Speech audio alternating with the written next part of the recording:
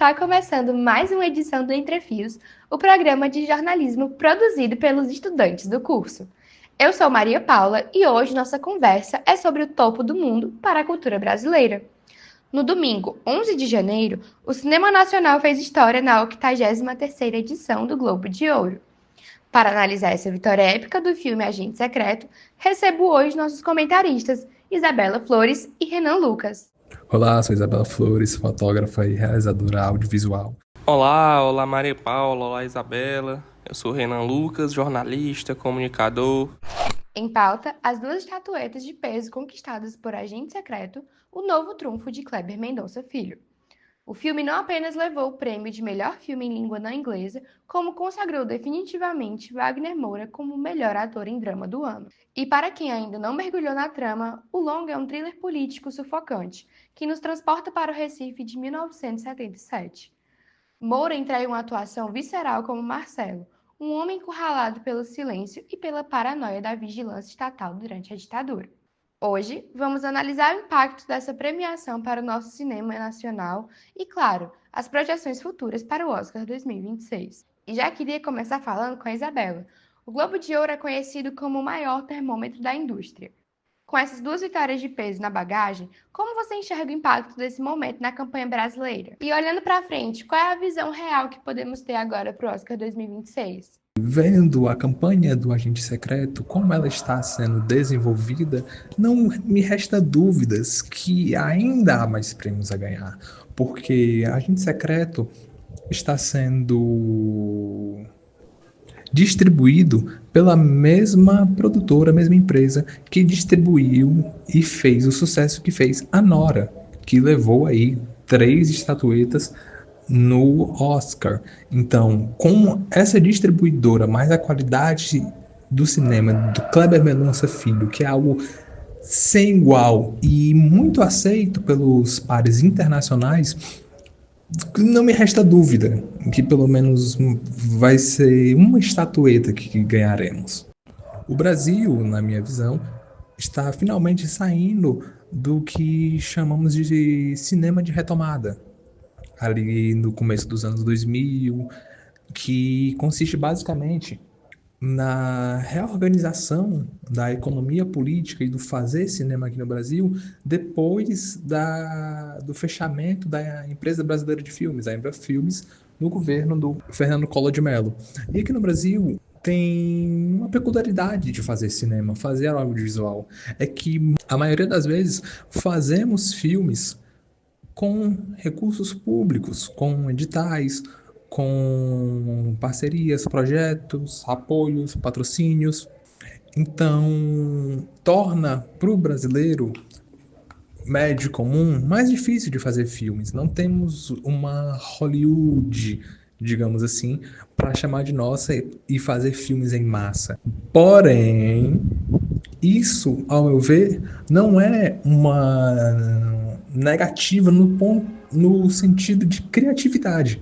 Porque se pegarmos toda a filmografia do Brasil, mesmo antes do cinema de retomada até aqui, veremos que a criatividade do brasileiro para inventar, para rodear os problemas e dar uma solução única e transformar essa solução que alguns perceberiam como gambiarra, mas colocar ela como um fator primordial, artístico, imagético na tela é uma característica do cinema brasileiro. Trabalhar com poucos recursos e entregar muito em termos de estética, em termos de roteiro, em termos de produção, porque produzir no Brasil é muito difícil. É muito difícil arranjar locações, arranjar carros, arranjar dublês, arranjar iluminação. Então, por mais que sejamos um país com história e renome no audiovisual, tendo até filmes importantíssimos restaurados por governos de outros países, como é o caso do filme Limite de Mário Peixoto, não temos uma indústria de filmes brasileira, mas que agora temos uma chance de continuar emplacando vários títulos nacionais em circuitos internacionais mais conhecidos, porque a verdade é, os filmes brasileiros já emplacam nos circuitos internacionais. Se você pegar os circuitos internacionais de Argentina, os circuitos indies, esses que não são tão populares, tão mainstreams, nós sempre levamos um título. Sempre. Sempre. Então, o desafio do Brasil, enquanto país produtor, é profissionalizar a profissão do fazer cinema, do fazer audiovisual, do fazer artístico, reconhecê-la e continuar um incentivo, mas que possamos ter uma estrutura para realizar nossas obras, para realizar a distribuição das nossas obras. Porque como que pode um filme brasileiro estrear na França e passar quase demorar 6 meses para ser lançado no Brasil, estreando primeiro na França do que realmente aqui? E tenho certeza que Kleber Mendonça Filho não optou por fazer isso por vontade própria, mas sim por entender que lançar o filme no Festival de Cannes é muito mais importante para a relevância do país e da sua obra do que lançar no Brasil em termos econômicos e distributivos. Isabela, impossível não sentir que estamos vivendo uma nova era de ouro. O que aconteceu no último dia 11 de janeiro não foi um fato isolado. Precisamos lembrar que, no ano passado, o Brasil parou para celebrar a consagração de Fernanda Montenegro, que nos emocionou com aquela vitória histórica. Agora, com Kleber Mendonça Filho e Wagner Moura, o país consolida sua presença no topo do prestígio mundial. Mas o relógio está correndo. As indicações oficiais para o Oscar 2026 saem agora, no dia 22 de janeiro. E a pergunta que não quer calar é se o fôlego de agente secreto será suficiente para dominar a academia. Por isso, falo agora com Renan Lucas. Você que acompanha de perto esses movimentos de bastidores, como você conecta esse triunfo do Wagner Moura com um rastro deixado pela Fernanda Montenegro no ano passado? E, faltando poucos dias para o anúncio do dia 22, como você projeta o impacto dessas vitórias na visão dos votantes do Oscar? O Brasil deixou de ser uma promessa para se tornar o competidor a ser batido? Assim, eu acho que essa conexão é muito clara, né? Mas ela não é forçada, ela acontece de forma quase que orgânica. O triunfo do Wagner Moura, ele vem na esteira de um caminho que já estava sendo pavimentado, né? E a presença da Fernanda Torres nesse processo é absolutamente central. No ano passado, quando ela volta ao centro da atenção internacional como uma vitória importante, não é apenas um reconhecimento individual, né? É como se a indústria global fosse lembrada de forma muito concreta, né? De que o Brasil está produzindo grandes performances agora, no presente, e não apenas carregando um legado histórico, né?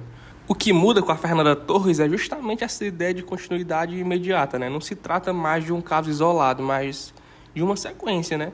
A vitória dela ajuda a consolidar a percepção de que existe um momento brasileiro em curso.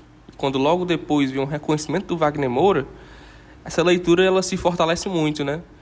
A mensagem que chega lá fora é clara, isso não é exceção, não é um acaso, é um movimento. Existe uma geração de artistas brasileiros entregando trabalho de alto nível, né? Com maturidade estética e força dramática. A própria mídia internacional tem reforçado bastante essa narrativa, né? O termo Brazilian Boom, entre aspas, né, não surge por acaso. Veículos importantes passaram a tratar o cinema brasileiro como um fenômeno contínuo, destacando essa sequência de prêmios, né, a sofisticação das atuações e a maneira como os filmes brasileiros têm conseguido unir, né, essa identidade autoral com o diálogo internacional, né. Esse tipo de cobertura cria uma espécie de plano de fundo muito forte, que acaba chegando naturalmente, né, até os votantes do Oscar. E aí, né, faltando poucos dias para o anúncio do dia 22, todo esse contexto ele pesa sim.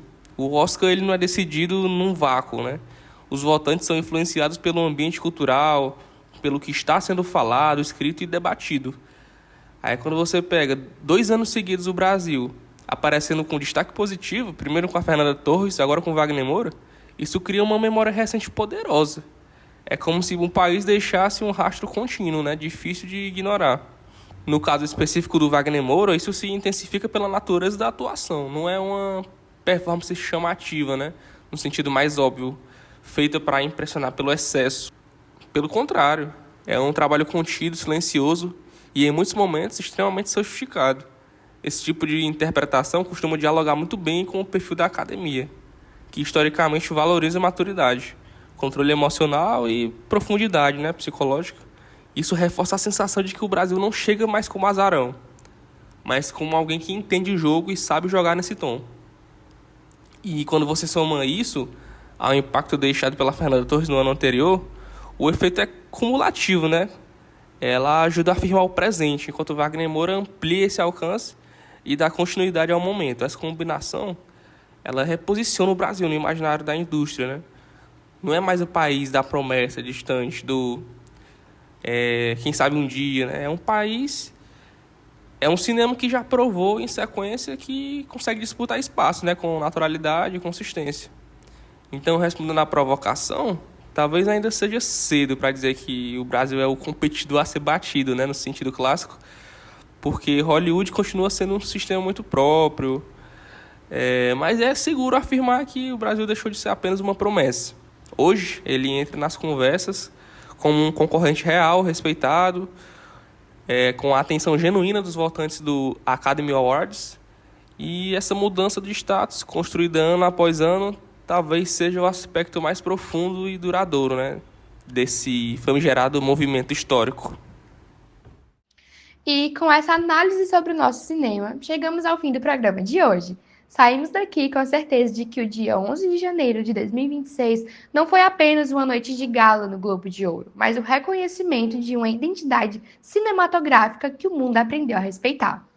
De Fernanda Montenegro a Wagner Moura, o Brasil prova que suas histórias são universais, potentes e, acima de tudo, necessárias. Agora, o nosso encontro está marcado. No dia 22 de janeiro, estaremos juntos na torcida para o Agente Secreto, no Oscar 2026. O Entre Fios de hoje vai ficando por aqui. Encerramos nossa análise sobre o sucesso de Agente Secreto e a importância desse marco para a cultura brasileira. Eu agradeço imensamente a participação dos nossos comentaristas Isabela Flores e Renan Lucas. Este programa é uma atividade prática da disciplina de Gêneros e Formatos Jornalísticos 2 e foi gravado via plataforma online. Eu sou Maria Paula e, em nome de toda a equipe, agradeço a sua audiência. Até a próxima!